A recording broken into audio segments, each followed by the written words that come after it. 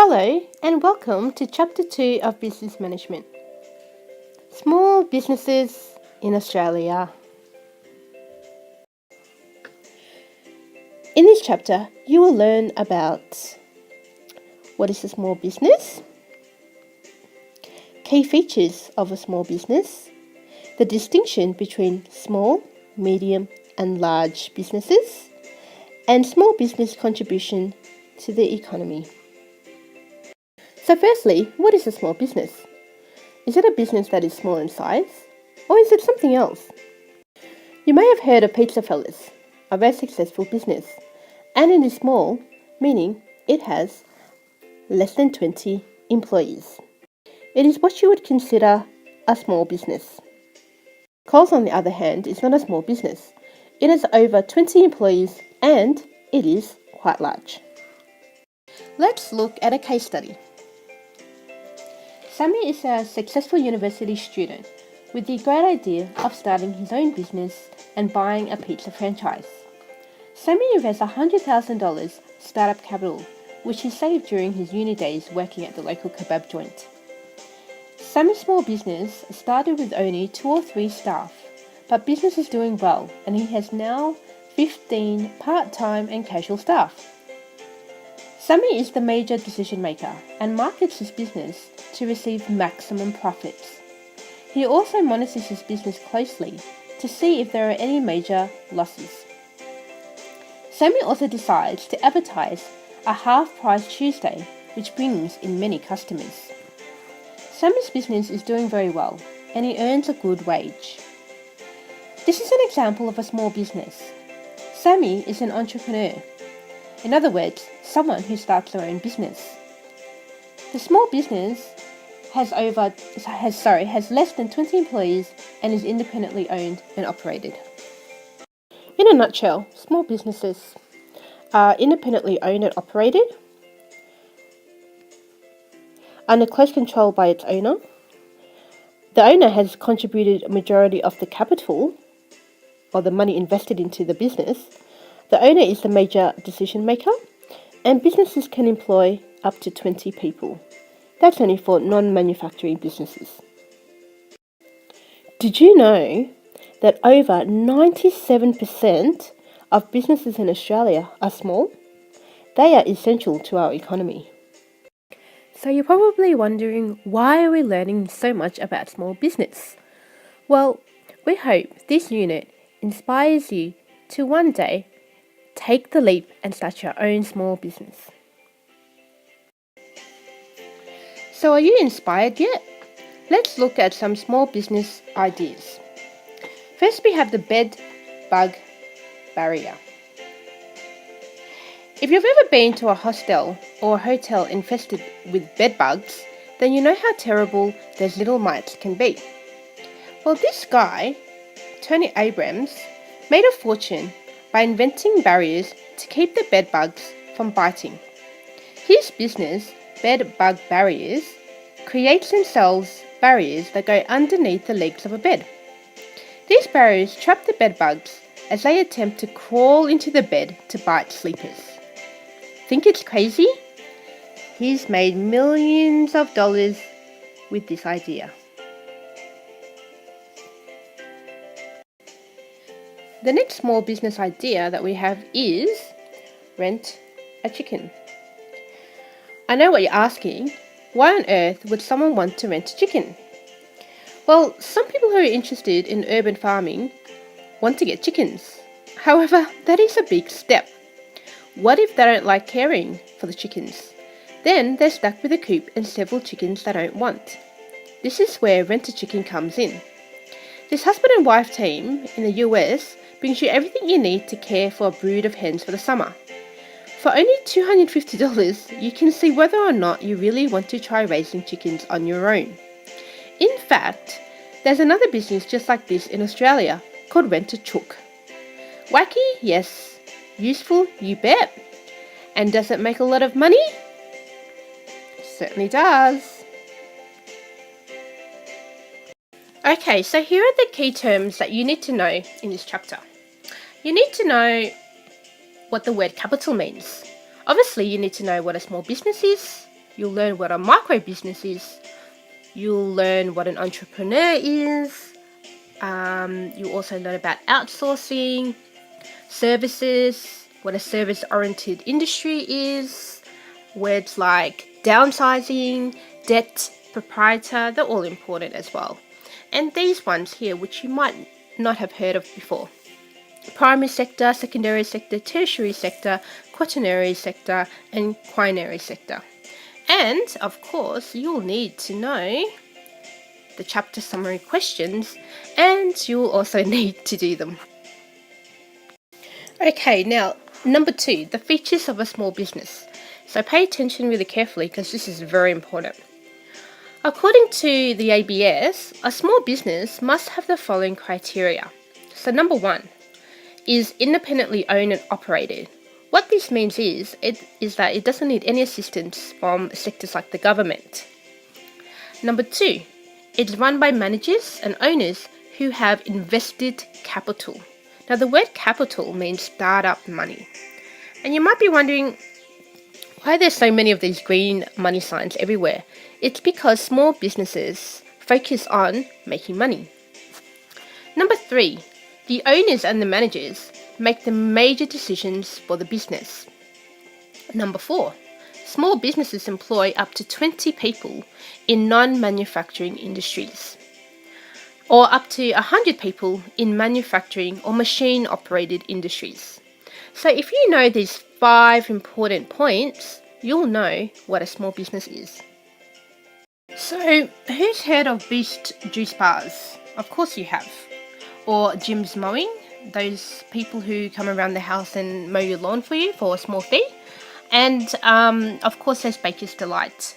So all these businesses have started off as small businesses, and now they've become bigger businesses, and many of them are franchises that you can actually buy.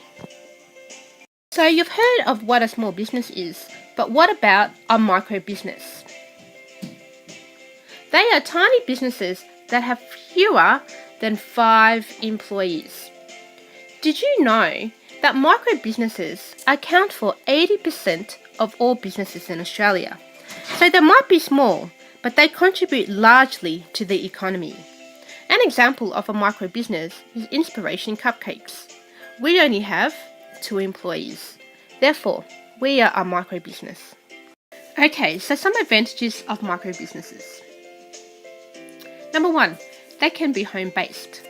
For example, Inspiration Cupcakes is a home-based business, meaning that all our cupcakes are sold from home. Number 2, flexible working hours. Again, in the example of Inspiration Cupcakes, the owners don't need to be working from 9 to 5. They can work at any time. Number 3, it saves money. You do not have to pay rent for any premises. Therefore, there's a lot of savings with micro businesses. Now, 2 examples. Rip Curl. Some of you might know that is a surfing brand.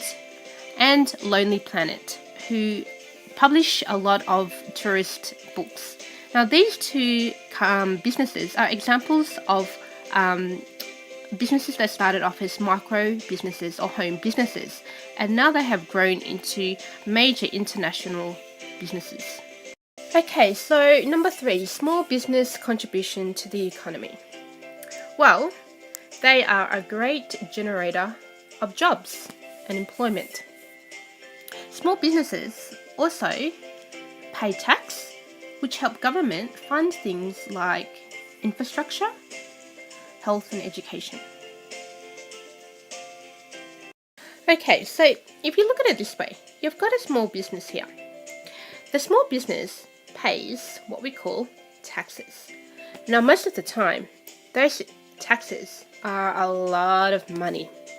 So what happens to that money? It goes to the Australian government. So we have small businesses paying taxes, and those taxes go to the Australian government. And what does the Australian government do with those taxes? They build infrastructure, they build schools, they build hospitals, parks, lots of different things for the community. Other benefits of small businesses are they promote and nurture entrepreneurship, which means starting your own business. Now, earlier on, I spoke about entrepreneurship and that some of you in the future might want to be entrepreneurs and open up your own business. Small businesses also provide support to large organisations through outsourcing. Now, an example is, if you look at IBM, it is a large organisation with many employees, and many of whom like to have a morning coffee. So you might have some of them go to Gloria Jean's, the coffee club, some of them might even go through drive-through Macca's. Now imagine if we had an entrepreneur, someone like this guy. He has a brilliant idea to open up his own small business, and he decides to call it Espresso Delight. Now IBM might want to outsource their coffee to Espresso Delight. This could save time and money. Small businesses can also offer services for larger organisations. An example is that Minaret outsources cleaning services to do our cleaning. This is what you call service-oriented industries. Other examples of service-oriented businesses are Serena Russell. Some of you might have heard of them. They're a job recruitment agency. They offer a service for people to try and find employment. You've got Dial and Angel. They're also a service business that deliver dinners to the elderly. Trash and Stash. They collect your garbage. And of course, there's another one called Etico, which you can have a look at in your textbook. Now, something important to note is that when you've got large businesses, they might go through something called downsizing, which means they get smaller. Now, when a large business or company downsizes, many people can actually lose their job. And when they lose their job, it might give them an opportunity to start their own business. An example is, say you've got a large dental organisation or business, and it goes through downsizing, and many surgeons lose their jobs. So what can they do? They might want to open up their own small businesses. You might have one that opens up a small business selling false teeth.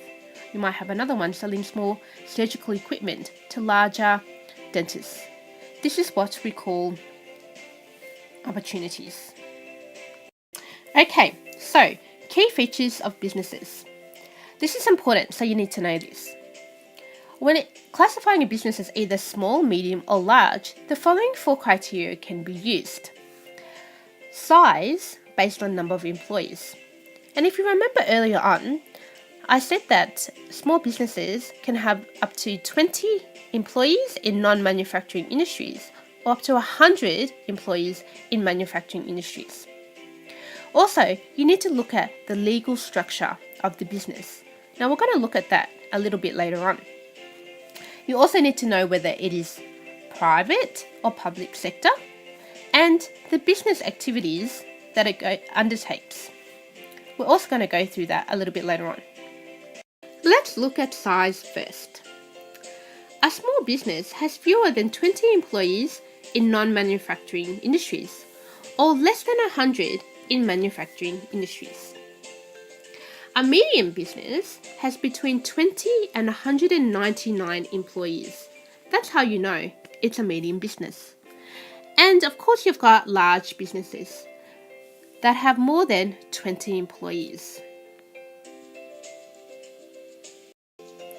Let's have a look at the legal structure of a business. So there are 2 types of legal structures.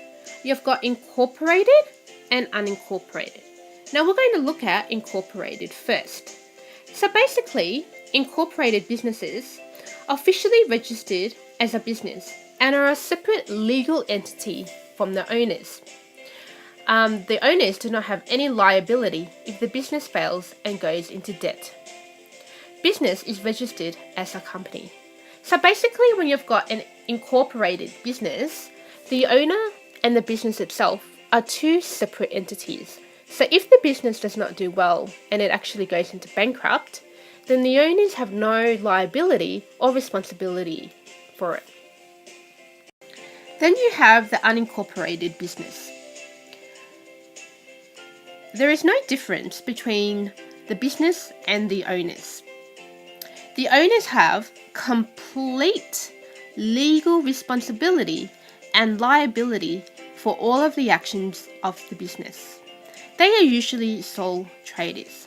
So if the business doesn't do well and it goes into bankrupt and there's a lot of money owed to the banks, then the owner themselves have to fork all that money out and pay the debts. Okay, so just a reminder that the word or the term liability, it means a responsibility. And most of the time it's a financial burden or responsibility. Then you've got debt. Debt is a scary word. It means the sum of money that is owed. And a sole trader is the exclusive or the only owner of a business. Let's look at business activity. Businesses produce many goods and services, and these can be classified into 3 groups. Number 1, the primary sector. They include industries that are concerned with land or sea. Examples are mining, agriculture, fishing, and forestry. Then you've got the secondary sector. Now in the secondary sector, you've got businesses that are focused on manufacturing, processing, construction, fabrication of final products. Okay, now you have the third sector, which is the tertiary sector. Now in the tertiary sector, you have businesses that are concerned with wholesaling, retailing, and transport. Then this sector is broken into 2 smaller ones. The first one is the quaternary sector, which focuses on information processing, finance, property, and education. Then you've got the quinary sector, which focuses on hospitality, health, and social assistance. Businesses are also divided up into public and private sectors. So looking at the public sector first, they include local, state, and federal departments.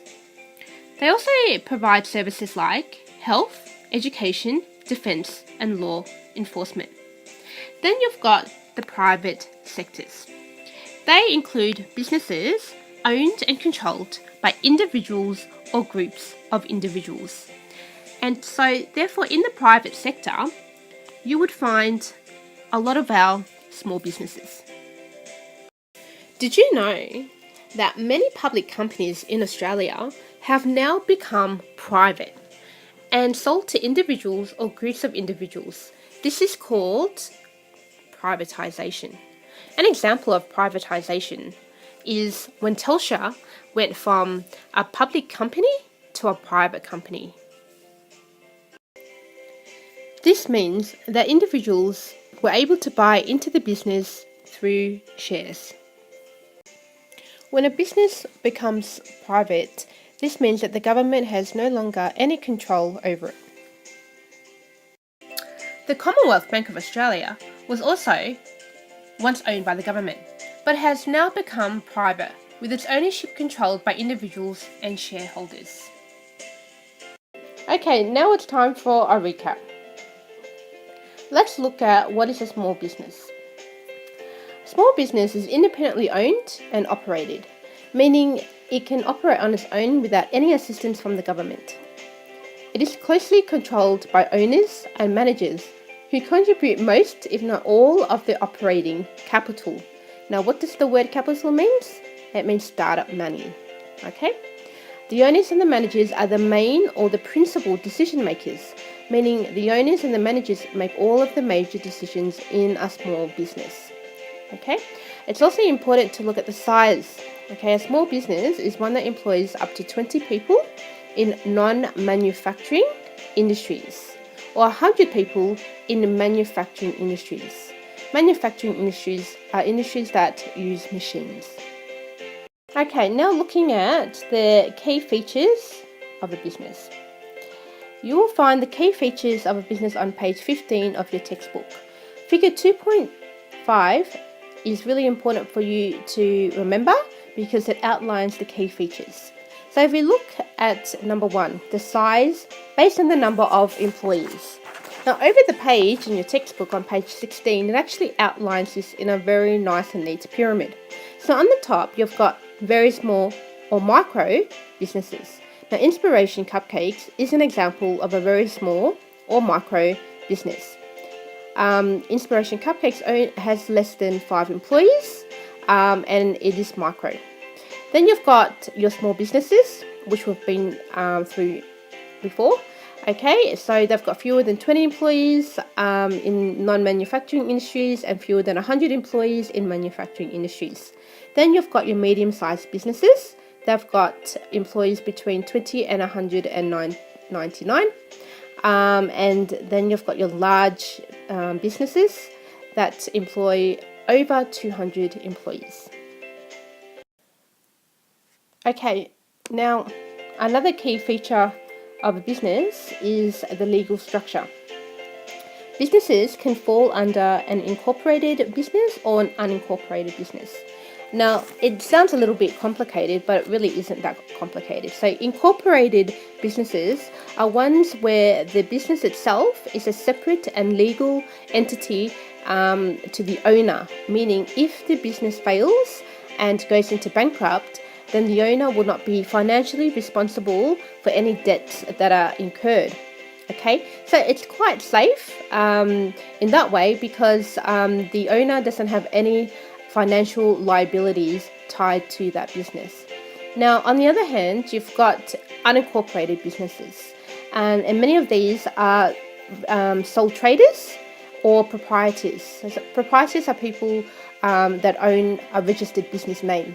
Now, in this case here, it can be a little bit risky because the owner and the business have both have a financial connection or a financial link. So if the business does not do well, the owner will be liable for any financial costs that are incurred.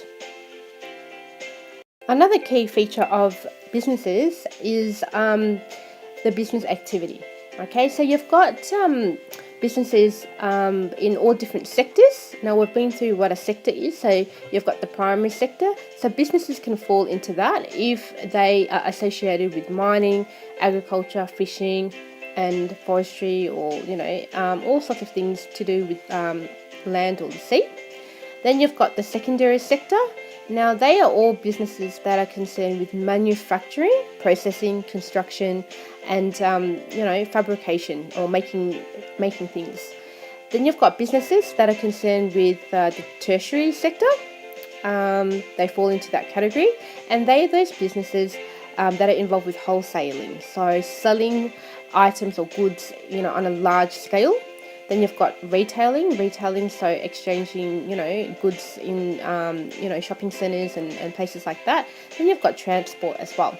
Okay, the tertiary sector has been divided into 2 sections. So the quaternary one is businesses that are involved with information processing, or IT, finance, insurance, property, business services, and also education falls under that sector as well.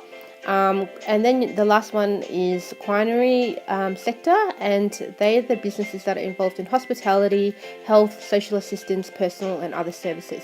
So businesses can fall in any one of those categories, and they're a key feature of a business as well. Another key feature of businesses is looking at whether it is public or private. Okay, in the Australian economy, it's divided into 2 main areas. Which is public and private sectors. Now, the public sector includes departments and agencies of all 3 levels of government, so your federal, state and local government, as well as government business enterprises. Now, these types of services can provide things like health, education, defence, law enforcement, etc. Okay, so they are controlled by the government and they are owned by the government. Then you've got private companies, okay? And a recent trend in Australia is that these government-owned businesses are now becoming private. This is actually called privatization. So privatization is the process of selling government-owned businesses to the private sector. Okay, once a business becomes private, its ownership is controlled by individuals and individual shareholders. Okay, so that's important to know as well. Okay, so number 3, contribution of small business to the economy. So if you turn to page 13 of your textbook, it talks about how small business helps our economy. So small businesses represent 95% of the total number of businesses in Australia. That's 95%. Okay, so it is a major generator of jobs. Remember that, jobs. Okay, so if you want, I can actually write it down. So I'll write down jobs here. Okay, small businesses also contribute money. Now, do you remember how they do that? Okay, it's something starting with T. It's a word starting with T. Yes? Do you remember? Okay. Tax. Yeah. That's it. Okay, so small businesses pay tax to the government, the Australian government. And what does the Australian government do with the tax? They inject it into infrastructure, education, schools, hospitals, and all of that. Okay? So that's how small businesses can contribute to the economy. Oops, there we go. And the next point we're looking at is the distinction between small, medium, and large businesses. So we've gone through this numerous times. Now you can have another look on page, let me find it for you. It's on page 16. Okay, so that pyramid again. Now that's looking at the different businesses, small, medium, large, and being able to distinguish it in terms of employees. So I hope that I've given you lots and lots to think about this in this video. Now, the reason why we wanted to talk about small businesses and why there's a huge chapter dedicated to learning about small businesses is because we hope to ignite some sort of interest in you, so that in the future you can think about this as a career pathway. Some people think about it when they're very young, some people think about it later on in life, but it is definitely an option that you have. You don't always have to go and work for other people. You can start your own small business, and one day it might become very, very famous, and you might make a lot of money. Okay, so we're nearing the end of the video. Now it's really important that you watch this video over and over again, and you hear my lovely voice over and over again, and hopefully you won't have any nightmares. But you also need to do the home learning task. Okay, now the home learning task for this chapter is the chapter summary questions. Now you can find those lovely questions on page 21, and it's questions 1 to 5. You also need to study this chapter for your online quiz. Okay, so thank you for listening, and thank you for your patience, and I hope that you learned something in this chapter.